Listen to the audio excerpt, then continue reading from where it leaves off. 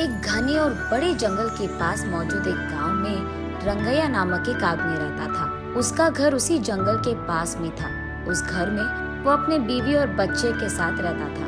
रंगैया उसी जंगल में पेड़ों को काटकर उन लकड़ियों को बाजार में बेचकर कमाए हुए पैसों से उसका जीवन चलाता था। ऐसे ही एक दिन लकड़ी काटकर उसको बेचकर आए हुए पैसों को घर ले आता है रंगैया। उसे देख उसकी पत्नी रत्नम्मा ऐसे कहती है, सारी जीवन ऐसे ही काटनी है क्या, लकड़ों को काटते हुए? अब क्या हो गया? क्या क्या हो गया? ज्यादा पैसा कमाना नहीं है तुमको, अपने बेटे को पढ़ाना नहीं है, घर नहीं खरीदना है, हमेशा इसी घर में रहते हुए उन्हीं लकड़ियों को काट कर उन्हें बेचकर जीना है क्या? ऐसे कहती है। जब देखो बस पैसों का ही चर्चा, और कुछ सोचती भी नहीं हो क्या तुम? हाँ, मुझसे पूछना है कि और कोई सोच नहीं है, पर आपका तो सोच नहीं बदल रहा। इसके बाद रंगैया उसकी बातों को सुन नहीं पाता है, इसलिए वो चुपचाप वहाँ से चले जाता है। उस रात को रंगैया अपने घर की खिड़की से बाहर देखते रहता है। दूर में उसे एक छोटी सी रोशनी दिखाई देती है और वो ये भी देखता है कि कई सारे गाड़ियाँ बाहर से जंगल की ओर और जंगल से बाहर की ओर जाते रहते हैं। मैं तो हर रोज इसी जंगल में काम करता हूँ। मैंने आज तक लकड़ियाँ काटते हुए किसी को आते या जाते नहीं देखा है, ना ही सुना है। लेकिन हर रोज रात के समय में यहाँ गाड़ियाँ आती जाती रहती है। मुझे कुछ तो करके जानना होगा कि वहाँ हो क्या रहा है। अगले दिन सुबह उठते ही जहाँ उसे कल रात रोशनी दिखी थी, उसी तरफ जाता रहता है रंगैया। वहाँ उसे झाड़ियों के बीच एक गुफा दिखाई देती है। उस गुफा में वो डरते डरते जाता है।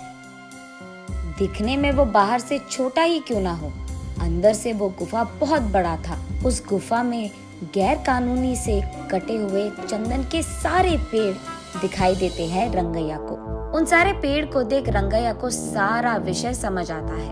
अच्छा, तो बात ये है कि चोरी से इन चंदन के पेड़ों को यहाँ छुपाकर इन्हें रात के समय में यहाँ से बाहर निकालकर बेच रहे हैं पैसों के लिए। वो उसके चारों ओर देखने लगता है। तब उसे अचानक किसी के पास आने के आवाज सुनाई देती है।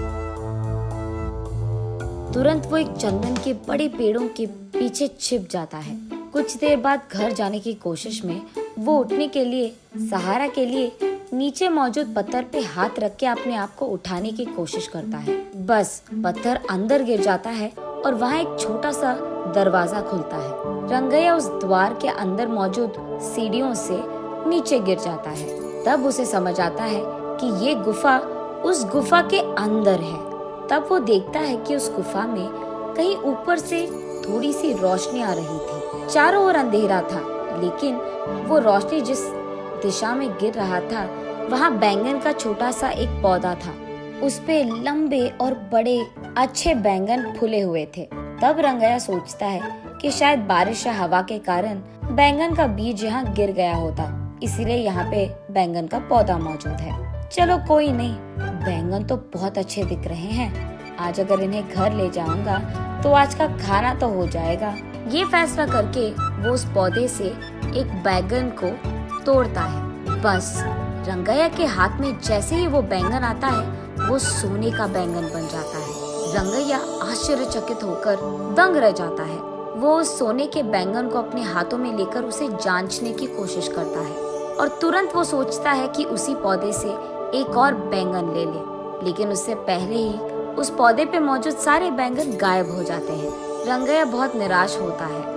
चलो कम से कम एक तो बैंगन मिल गया, अगर ये मैं मार्केट में बेचूंगा तो बहुत सारे पैसे मिल जाएंगे, तब मुझे कई दिनों तक कुछ भी काम करने की कोई जरूरत नहीं होगी। ये फैसला करके उस गुफा की सीढ़ियाँ चढ़कर वो बाहर की गुफे की ओर आता है। रंगैया जैसे ही बाहर आता है, वो दरवाजा अपने आप बंद हो जाता है।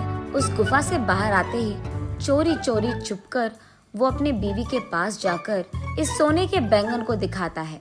उस सोने के बैंगन को देख रत्नम्मा तुरंत बेहोश होकर नीचे गिर जाती है। कुछ देर बाद होश आता है। तब रत्नम्मा, बाप रे, सोने का बैंगन कहाँ से लेकर आए आप? ये कहाँ मिला आपको? उससे तुम्हारा क्या मतलब? हमेशा पैसों के पीछे पड़ी रहती है ना। ये लो, ये सोने का बैंगन लो और इससे जो करना है तुम कर लो। अरे पहले आप ये तो बताओ कि ये आप लाए कहाँ से? कहीं आपने कुछ चोरी वोरी तो नहीं किया ना? ऐसे रत्तम्मा एक के बाद एक उसे प्रश्न पूछते ही गई और कोई चारा ना होने के कारण रंगैया जो कुछ भी हुआ रत्तम्मा को बताता है। तो फिर आपको वही रहना था ना, कुछ देर बाद अगर और बैंगन आ गए तो उसको भी लेकर आते। आपकी जल्दबाजी से ना मैं तो मर रही हूँ। चलो जो हो गया सो हो गया, इस बैंगन से हम बहुत सारे दिन ना कोई भी काम करे बिना आराम से रह सकते हैं। गधे को अगर सोने का सिंहासन पे बैठाया गया ना, उसकी बुद्धि तो गधे की ही रहेगी ना। हाँ, अब क्या हो गया? इसका मतलब क्या है? इसी घर में रहते हुए चैन की जिंदगी नहीं चाहिए मुझे। आप 2-3 और सोने के बैंगन लेके आए, तब हम बड़े घर में आराम कर पाएंगे। देख, हमें नहीं पता कि उस पौधे पे वापस सोने के बैंगन आएंगे कि नहीं, और इतना ही नहीं, उस गुफा में जाना बहुत बहुत मुश्किल है और घातक भी। वहाँ चंदन के पेड़ छुपे हैं रत्ना। अगर मैं पकड़ा गया ना, मेरा लाश तक नहीं मिलेगा तुझे। अब इस सब की क्या जरूरत है, जितना है उतने में खुश रहेंगे, कहता है रंगैया। तुम मर्द हो भी? वहाँ के चंदन के पेड़ों के बारे में जाकर पुलिस को बता दो। वहाँ के चोरों को वो खुद लेकर जाएंगे और चंदन पेड़ भी खाली कर देंगे।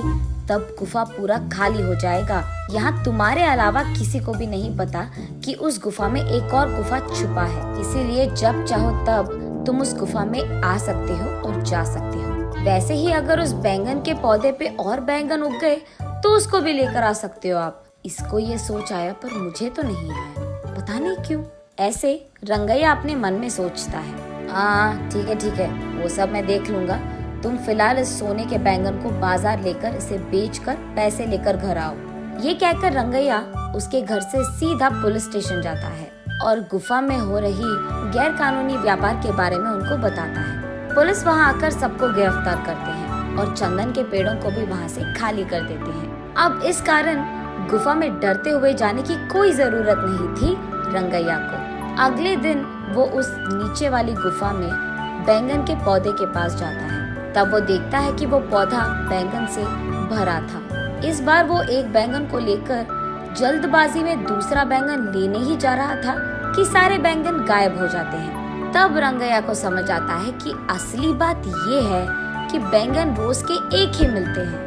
ऐसे वो उस दिन के लिए एक सोने का बैंगन लेके घर चले जाता है। तब रत्तम्मा उन सोने के बैंगन को बेचकर आए हुए पैसों से एक बड़ा बंगला खरीदती है। तब से जब भी रंगैया को पैसों की जरूरत थी, वो उस गुफा में जाकर बैंगन लेकर उसे बेचकर आए हुए पैसों से खुशी से रहता था। जल्द ही रंगैया और रत्तम्मा उस गांव के ही जमींदार बन जाते हैं और खुशी से जीते हैं।